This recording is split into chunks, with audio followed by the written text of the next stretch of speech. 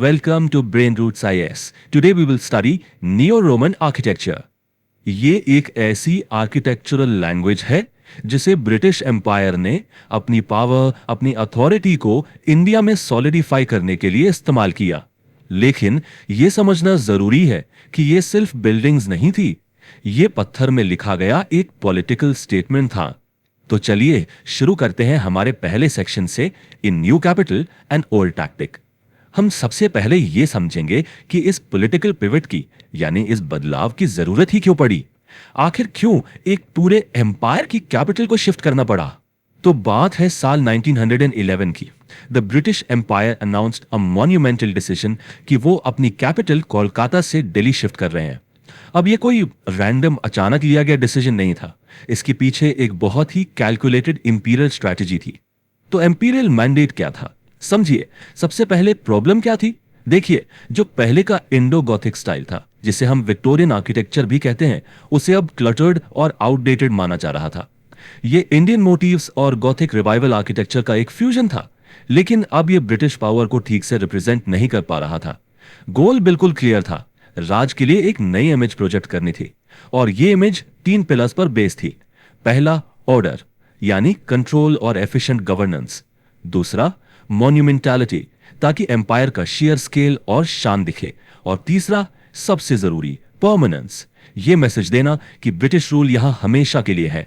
Vision इससे भी बड़ा था, एक ऐसी इंपीरियल सिटी बनाना जो एंशिएंट रोम की शान को टक्कर दे सके। तो अब जब पॉलिटिकल विजन इतना क्लियर था, तो सवाल ये उठा, इस आइडियोलॉजी को, इस सोच को आर्किटेक्चर की भाषा में ट्रांसलेट कैसे किया जाए। और यहीं से हम आते हैं इस इंपीरियल स्टाइल की एनाटॉमी पर, designing an empire in stone. तो आखिर ये नियो रोमन स्टाइल है क्या चीज। देखिए, इसके कोर में, इसकी नींव में एक वेस्टर्न क्लासिकल फ्रेमवर्क है जिसे कहते हैं नियो क्लासिसिज्म। अब नियो क्लासिसिज्म एक ऐसा आर्किटेक्चरल मूवमेंट है जो एंशिएंट ग्रीस और रोम के आर्ट और आर्किटेक्चर से इंस्पिरेशन लेता है। इसमें ग्रैंड्यूअर, सिमेट्री और जियोमेट्रिक सिंप्लिसिटी पर जोर दिया जाता है। अब इसी वेस्टर्न फ्रेमवर्क को, इस ढांचे को जानबूझकर इंडियन मोटिव से ड्रेसअप किया गया। यह एक बहुत ही क्लेवर स्ट्रेटेजी थी। कोर स्ट्रक्चर वेस्टर्न डोमिनेंस और ऑर्डर दिखाता था, और जो इंडियन ड्रेसिंग थी उसका मकसद था रूल को ज्यादा लेजिटिमेट, ज्यादा देसी फील कराना। इस टेबल से इन दोनों स्टाइल्स का फंडामेंटल क्लैश बिल्कुल साफ हो जाता है। चलिए इसे ब्रेक डाउन करते हैं। सबसे पहले देखिए primary shape. Indo Gothic architecture में वर्टिकलिटी पर जोर था। इसके पॉइंटेड आर्चेस नजर को ऊपर की तरफ खींचते थे, एक ड्रामा क्रिएट करते थे। इसके ठीक उल्टा नियो रोमन हॉरिजॉन्टैलिटी पर फोकस था, अपनी बड़ी बड़ी सर्कुलर बिल्डिंग्स के साथ जमीन पर स्टेबिलिटी और डोमिनेंस प्रोजेक्ट करता था। फिर आते हैं एस्थेटिक पर। इंडो गॉथिक अक्सर एक बिजी, क्लटर्ड हाइब्रिड लगता था, लेकिन नियो रोमन बिल्कुल स्ट्रिक्ट, सिमेट्रिकल और मॉन्यूमेंटल था। और आखिर में सबसे इंपॉर्टेंट चीज, फिलॉसफी। इंडो गॉथिक एक आर्किटेक्चर ऑफ एक्साइटमेंट थी, मतलब उसे विजुअली इंटरेस्टिंग और इक्लेक्टिक होना था। पर नियो रोमन एक आर्किटेक्चर ऑफ अथॉरिटी थी। यहां हर लाइन, हर कॉलम पावर, कंट्रोल और अटल अथॉरिटी को कम्युनिकेट करने के लिए डिजाइन किया गया था। यह फर्क बिल्कुल साफ दिखता है जब आप मुंबई के सीएसटी स्टेशन को न्यू दिल्ली के पार्लियामेंट हाउस से कंपेयर करते हैं। तो इस स्टाइल के कंपोनेंट्स क्या हैं? देखिए, वेस्टर्न कोड तो एकदम साफ नजर आता है। सिमेट्रिकल फसाड्स, बड़े बड़े कॉलोनेड्स और बिल्कुल स्ट्रिक्ट ग्रीको रोमन प्रोपोर्शंस। इस कोर के ऊपर है इंडियन ड्रेसिंग। इसमें आते हैं एलिमेंट्स जैसे जाली यानी परफोरेटेड लैटिस स्क्रीन, छतरी यानी एक छोटा एलिवेटेड डोम शेप्ड पवेलियन, और छज्जा जो एक प्रोजेक्टिंग ओवरहैंगिंग ईव होता है। लेकिन इसका रिजल्ट क्या हुआ? जैसा कई क्रिटिक्स ने पॉइंट आउट किया, एक कंजेस्टेड हाइब्रिडिटी। मतलब एक ऐसी फीलिंग आती थी कि इन इंडियन एलिमेंट्स का जो असली आर्टिस्टिक एक्सप्रेशन है वो उस एम्पीरियल स्ट्रक्चर के भारी बोझ तले कहीं दब सा गया है। इस दौर का एक बहुत ही इंपॉर्टेंट आर्किटेक्चरल फीचर था सर्कुलर बिल्डिंग। सर्कल एक ऐसी शेप जिसका ना कोई शुरुआत है ना कोई अंत। यह एक बहुत पावरफुल सिंबल था।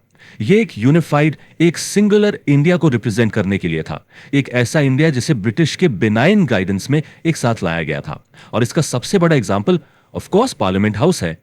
चलिए अब जनरल स्टाइल से आगे बढ़ते हैं और इसके चीफ आर्किटेक्ट एडविन लुटियंस के स्पेसिफिक इनोवेशंस को देखते हैं।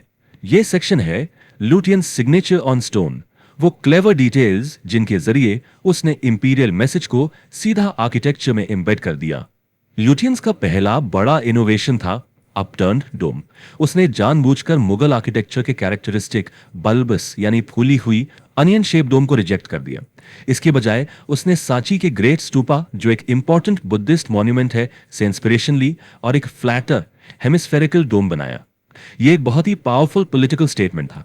एक pre Islamic ancient Indian symbol को चुनकर ब्रिटिश खुद को एक बहुत पुरानी इंडियन लेगेसी के उत्तराधिकारी के रूप में पोजीशन करने की कोशिश कर रहे थे। इफेक्टिवली वो रीसेंट मुगल इंपीरियल अथॉरिटी को बाईपास और अंडरमाइन कर रहे थे। और ये सांची डोम आज भी राष्ट्रपति भवन और सुप्रीम कोर्ट के ऊपर प्रोमिनेंटली दिखता है। ये आर्किटेक्चरल सिंबलिज्म के जरिए ब्रिटिश रूल को लेजिटिमाइज करने की, उसे प्राचीन भारतीय इतिहास से जोड़ने की एक सोची समझी कोशिश थी।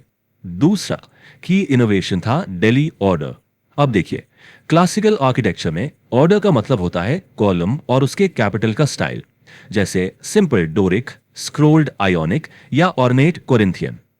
लुटियंस को लगा कि ये traditional Greek orders Indian climate के लिए अनसूटेबल है, तो उसने अपना खुद का एक यूनिक कॉलम कैपिटल बनाया जिसके चारों कोनों पर डिस्टिंक्टिव लटकती हुई पत्थर की घंटियां थीं। इन घंटियों के पीछे की कहानी बहुत फैसिनेटिंग है। माना जाता है कि लुटियंस ने कहा था कि किसी भी डायनेस्टी की घंटियां तभी बचती हैं जब वो खत्म हो रही हों, इसलिए इन्हें पत्थर में खोदकर बिल्कुल शांत ना बजने वाली बनाकर वो परमानेंस का एक जोरदार सिंबल बना रहा था। मैसेज एकदम क्लियर था, ब्रिटिश राज की घंटियां कभी नहीं बजेंगी क्योंकि इसका शासन कभी खत्म नहीं होगा। ऑफ कोर्स इसमें जो हिस्टोरिकल आयरनी है वो जबरदस्त है, और ये हमें हमारे आखिरी सेक्शन और सेंट्रल सवाल पर लाता है, क्या ये नई कैपिटल सच में वो रोम ऑफ हिंदुस्तान थी जिसका सपना इसके क्रिएटर्स ने देखा था? चलिए वर्डिक्ट को एनालाइज करते हैं। चलिए की मॉन्यूमेंट्स को एक बार देखते हैं। राष्ट्रपति भवन इस हाइब्रिड स्टाइल का परफेक्ट एग्जाम्पल है। एक विशाल रोमन प्लान जिसे इंडियन ड्रेसिंग यानी छत्रीज और छज्जा से सजाया गया। पार्लियामेंट हाउस अपने 144 पिलर्स के मैसिव सर्कुलर कॉलोनेट के साथ हॉरिजॉन्टैलिटी और यूनिटी को दर्शाता है। सुप्रीम कोर्ट जो एक तराजू के आकार का है, वेस्टर्न जस्टिस का सीधा प्रतीक है। लेकिन इंडिया गेट पर खास ध्यान दीजिए, यह एक प्योर अनएडल्टरेटेड ट्रायम्फल आर्च है जो पेरिस के आर्क दे ट्रियोम्फ पर बेस्ड है। इसमें लगभग कोई भी इंडियन मोटिव नहीं है और शायद इसीलिए यह पूरे शहर में वेस्टर्न मिलिट्री शक्ति और इंपीरियल जीत का सबसे डायरेक्ट और अनअपोलोजेटिक स्टेटमेंट है। तो आखिर इसे रोम ऑफ हिंदुस्तान क्यों कहा गया? इसके पैरेलल्स बहुत स्ट्राइकिंग है। पहला, स्केल एंड पर्पस। बिल्कुल एंशिएंट रोम की तरह ब्रिटिश दिल्ली को एक विशाल स्केल पर बनाया गया था, जिसमें राजपाथ जैसे बड़े बड़े एवेन्यूज खास तौर पर मिलिट्री प्रोसेशंस और इंपीरियल परेड्स के लिए डिजाइन किए गए थे। पावर का प्रदर्शन। दूसरा, आर्किटेक्चरल हाइब्रिडाइजेशन। जैसे रोमन्स ने ग्रीक आर्किटेक्चरल स्टाइल्स को एब्जॉर्ब और अडेप्ट करके अपनी यूनिक इंपीरियल लैंग्वेज बनाई, वैसे ही ब्रिटिश राज ने मुगल और एंशिएंट बुद्धिस्ट स्टाइल्स को अपने नियोक्लासिकल फ्रेमवर्क में एब्जॉर्ब और एप्रोप्रिएट किया। लेकिन इस पूरी कहानी में सबसे बड़ी आयरनी, सबसे बड़ी विडंबना यही है, ये एक ऐसा स्टाइल था जिसे सदियों तक चलने के लिए बनाया गया था, लेकिन इसके पूरा होने के 20 साल के अंदर ही ब्रिटिश एम्पायर चला गया। तो चलिए जो हमने सीखा है उसका एक क्विक रिवीजन करते हैं। Number 1, the why. British Delhi इसलिए आए क्योंकि उनका एक क्लियर पॉलिटिकल गोल था, ऑर्डर, मॉन्यूमेंटैलिटी और परमानेंस को प्रोजेक्ट करना। Number 2, the what. इस गोल को हासिल करने के लिए जो स्टाइल बनाया गया वो था neo Roman, western neo classical core और इंडियन मोटिव्स की ड्रेसिंग का एक strategic hybrid. Number 3, the how. इसे एग्जीक्यूट किया लुटियंस जैसे आर्किटेक्ट्स के स्पेसिफिक इनोवेशंस ने, खास तौर पर सांची से इंस्पायर्ड अपटर्न डोम और स्टोन बेल्स वाला यूनिक दिल्ली ऑर्डर। और नंबर 4, द लेगेसी। ये सबसे बड़ी आयरनी है। ये बिल्डिंग्स जो एक परमानेंट एम्पायर के सिंबल्स के तौर पर डिजाइन हुई थी, आज इंडिया के इंडिपेंडेंट और थ्राइविंग डेमोक्रेसी का दिल है। साम्राज्य तो चला गया पर पत्थर वही है। तो सोचिए आज ये इमारतें कौन सी कहानी सुनाती हैं, एक गुलामी की या एक आजाद लोकतंत्र की शक्ति की? इस पर जरूर सोचिए। If you found this lecture helpful, please like, share and subscribe to the channel.